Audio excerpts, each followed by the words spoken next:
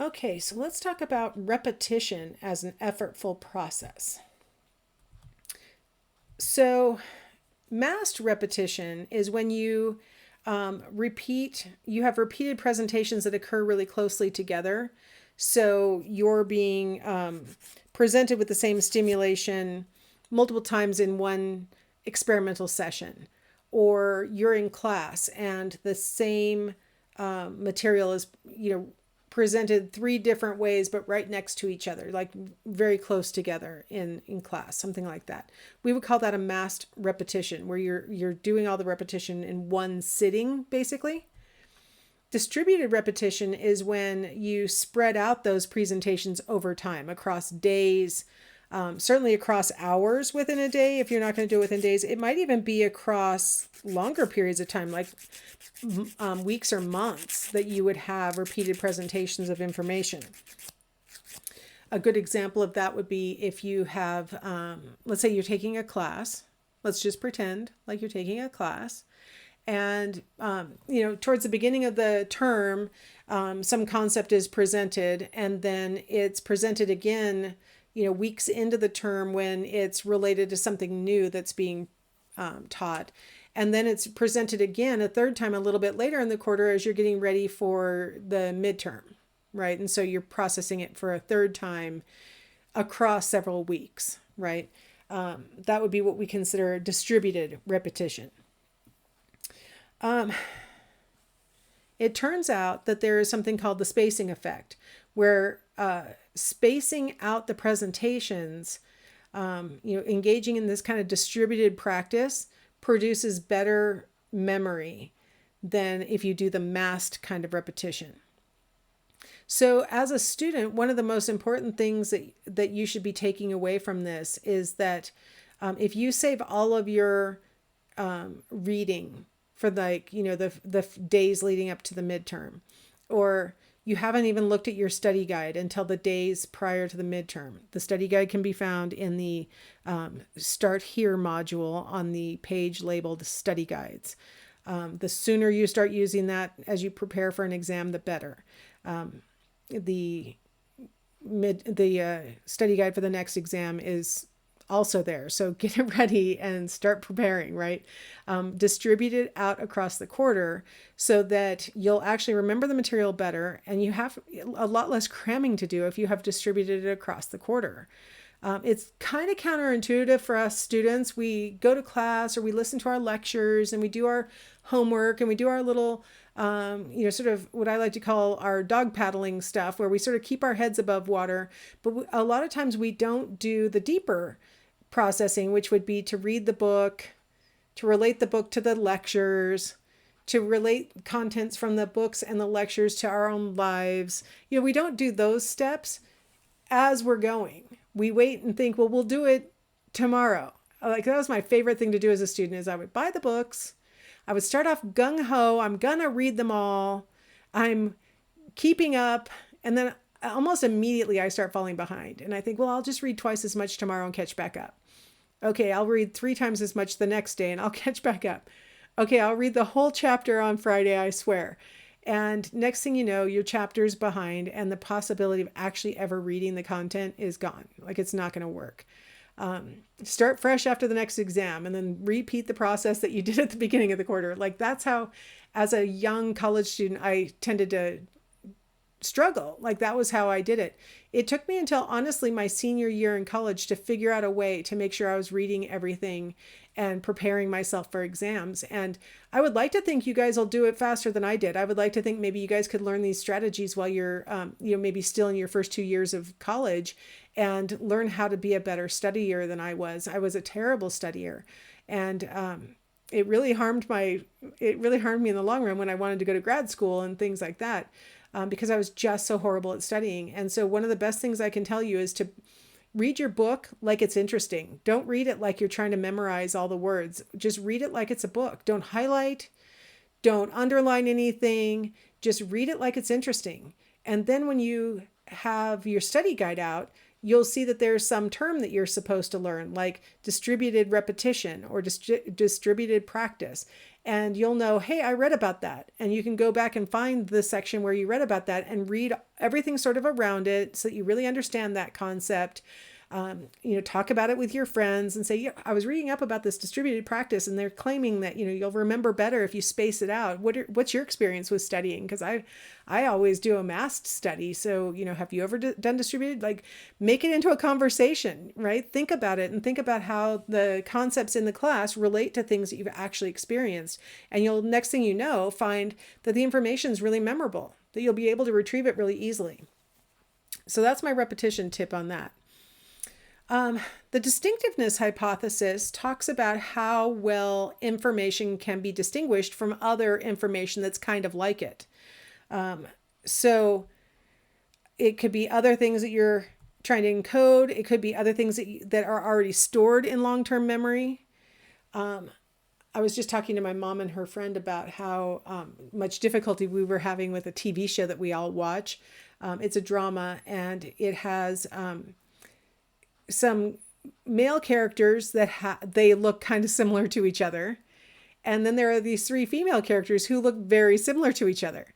And it took me into the 2nd season to confidently know one girl from another girl in the show, because they look very similar. They're all wearing the same uniform, for one thing, because it's a show about cops. So they're all wearing the same uniform, and they all have their hair back in a bun.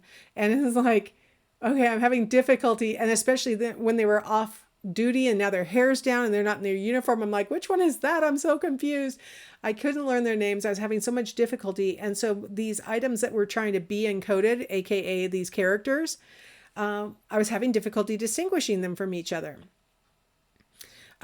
Sometimes when we're storing new information, it's great if it's tied to old information, but it's difficult if it's very super similar to existing information that's already in our memory store, because we may get them confused. I told you a story earlier in a previous lecture that my husband, after talking to his sister, will oftentimes call me by his sister's name after he's gotten off the phone.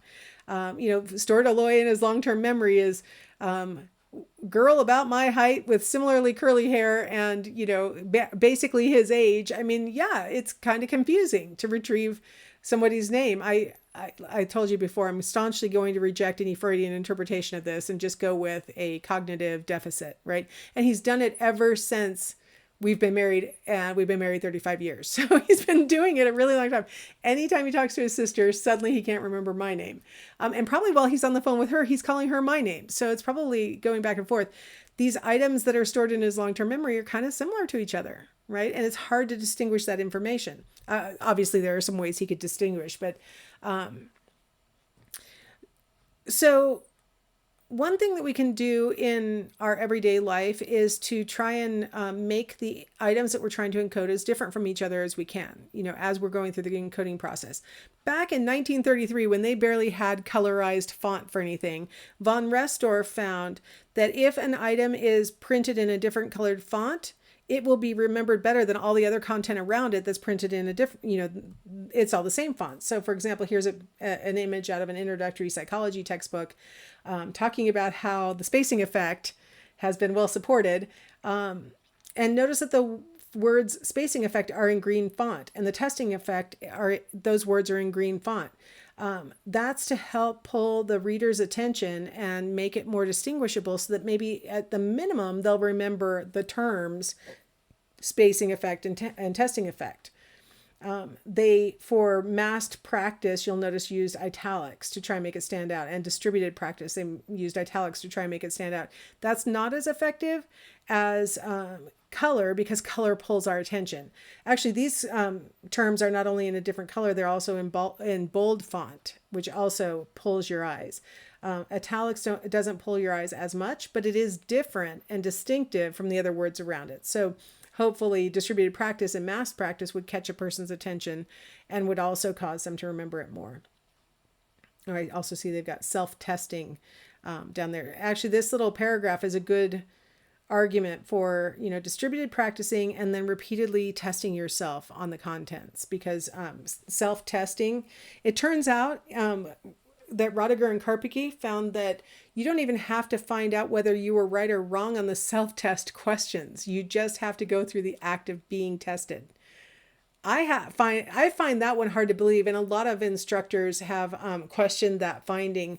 So far, it hasn't been a published report has not been presented that refutes the self-testing effect and the lack of feedback part. But I have a hard time, because what I'm worried about is that you'll just repeatedly study it wrong and just have the wrong answer every time, and that's what you're going to ultimately produce on an exam. So I'm a little bit skeptical that not even finding out the results, that self-testing is beneficial. I'm not sure I'm buying that part.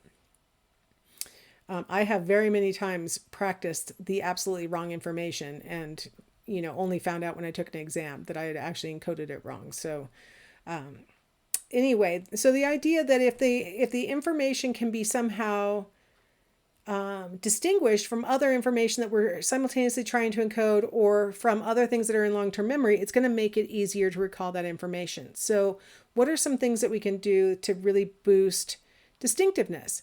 One is to use imagery as we're trying to process information.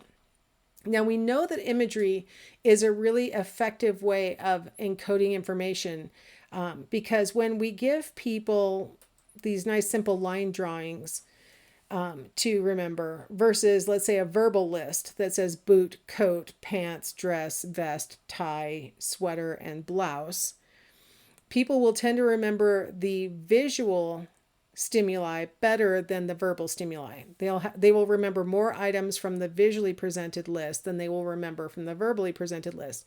And that's been measured through things like free recall, where they're supposed to write down the names of the items, or through recognition, where they see a bunch of these, you see all of these stimuli plus some extras that have been thrown in there, and they're supposed to report whether they saw the item before or not. They tend to do better when the information was presented visually rather than verbally. And one explanation for that is the dual coding hypothesis, that when you're presented with things in a visual format, you can code it visually and or verbally, right? It's when you're presented with a visual presentation, it's much more likely that you will not only process it with your eyes visually, but you'll also automatically think the name of it. You'll automatically verbally process it. And so now you have two codes. And so those two codes make it easier for you to actually find the material, because you can either go down the visual line or you could go down the verbal line looking for it, right? You have a better chance of retrieval.